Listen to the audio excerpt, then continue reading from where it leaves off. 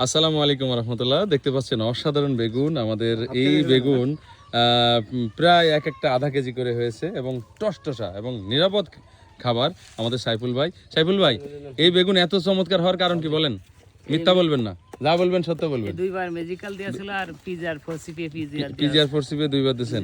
আচ্ছা, আর হলো জৈব সার কেমন দিচ্ছেন এখানে? জৈব সার আসলে বেগুনি কম খাই তো একবারে দিতে হয় মাটি নিচে। একবারই দিয়েছেন মাটি নিচে। চমৎকার। আপনার এই গাছ দেখেন, যখন মেজিক্যাল নিয়ে প্রথম শুরু করি আমরা কার্যক্রম, সাইফুল ভাইয়ের এই বাগান থেকে শুরু করি। আর সেই বাগানের গাছ এখনো একদম মনে আছে যে এই 15 দিন বা 20 দিন বয়স, এরকম একটা ভাব। একদম ইয়াং আছে। তো এই ইয়াং থাকার রহস্য কি? মেজিক্যাল গ্রোথ তো আপনি দুইবার করা হয়ে গেছে, তাই না?